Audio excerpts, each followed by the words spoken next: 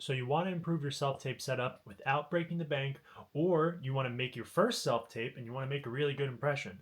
This is what I think makes a great impression for self-tapes, and it's actually a lot more simple than you think. And I'm going to be showing you my self-tape process for an actual callback.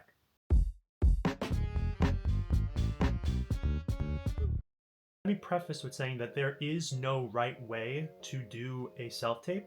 There is a set base of rules that people should follow, but you can do whatever you want. I think there's a growing misconception when it comes to self tapes because now more than ever, self tapes are the number one medium to people getting booked for something. There are a lot more shows and a lot more films that are booking straight off of tape, or they're doing callbacks online over Zoom, or they're doing callbacks from just a self-tape submission. It is becoming really beneficial for some people because they don't have to go all the way to the city or go all the way across the country, but it becomes a struggle for some people because you have to become a director, you have to become a lighting designer, you have to become an audio person. Even if you are auditioning for theater, you have to do it on a camera. A lot of people you'll see, it's either they'll be taking a class and they will do their audition in their class in an actual studio, or they'll rent out studios if they have the possibility of doing that. Some people, they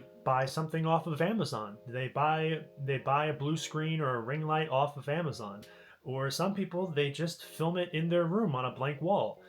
And the question is that should somebody get a job over another person based on the quality of their self-tape setup?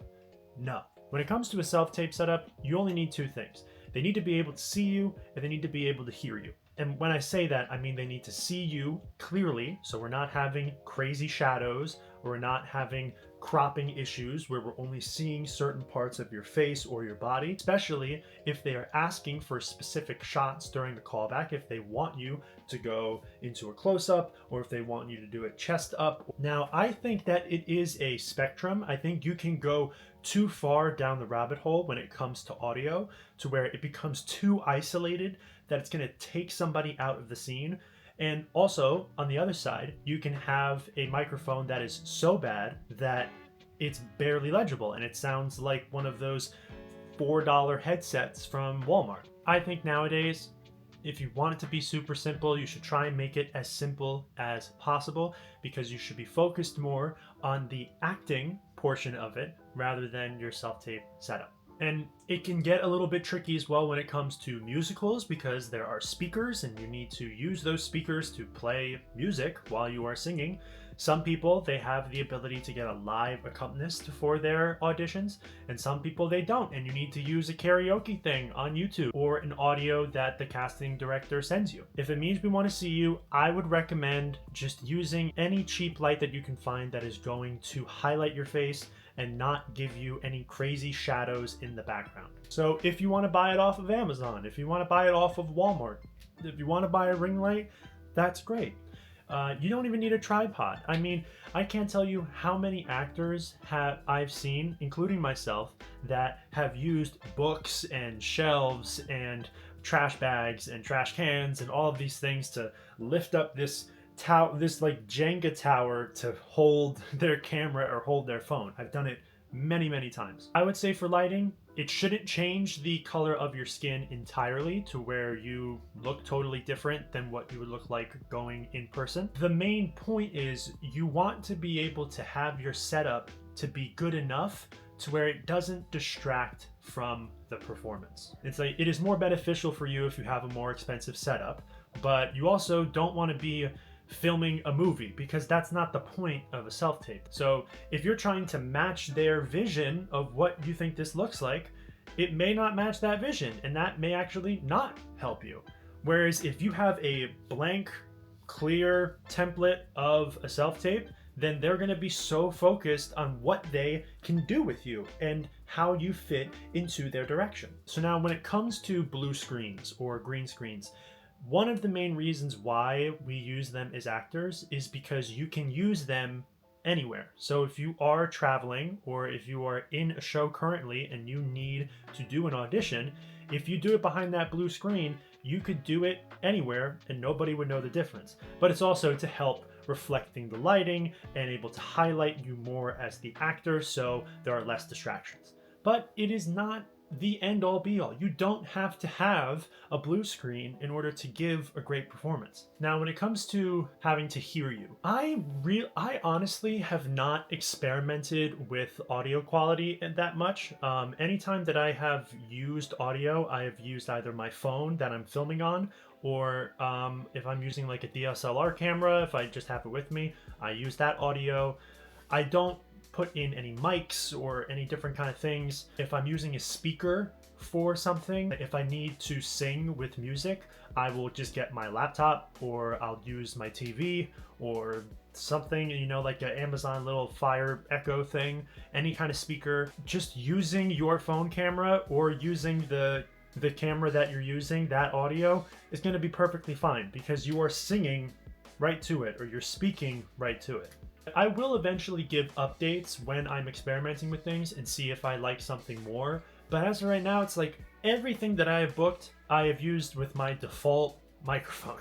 So you do not have to mess with much, but you really do need to check your surroundings when you are doing a performance. When you are listening back or watching your self-tape, you want to do it in a different room so you can really hear if there is something specific with that room. I remember a lot of times my partner and I, when we were doing self-tapes, we'd have to turn off our AC unit because it was so loud. So that really gave us a push of having to finish it quick because we would be sweating.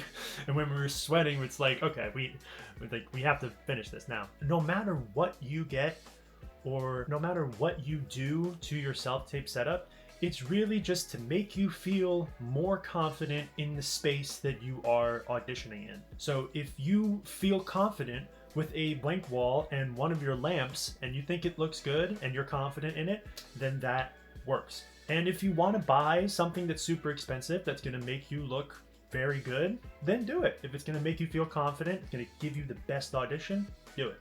So this is my setup for an actual callback that I'm going to be doing for this show. It's a show that I'm doing in the Midwest, and they're actually calling me back for another show that they're doing later in their season. So I'm going to show you my setup for that. This is my room, and I'm going to set up my self-tape setup for a real-life callback while I watch Poofessor.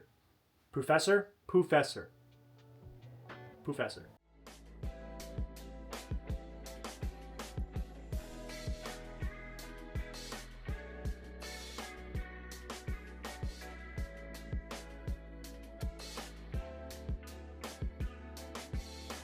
This is what it looks like with no light at all, just the daylight that's coming through the windows. Normally, I would have a little thing that I could put my phone on for it to like mount, but I can't find it. So I just have it like leaning right on the cusp of the ring light circle. So you got to do what you got to do with what you have if you don't want to spend money and you need to get a self-tape done. So this is what it looks like with no light. This is what it looks like with the ring light on. Turn it on probably to like about half, just to get some light here, and it should hopefully all blend in. Now I'm gonna add my side light here, just to get a little bit more light. In a perfect world, you would want just like a standard blue screen, one that's not gonna be like a drape that's gonna, you know, flap in the wind, or like static touch, you know, stuff like that.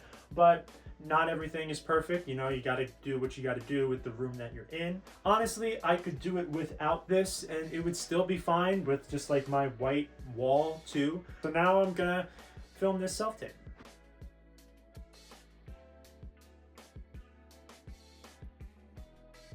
So if you found this video helpful, please leave a like, comment if you have a question about acting or anything, and I'll do my best to answer it.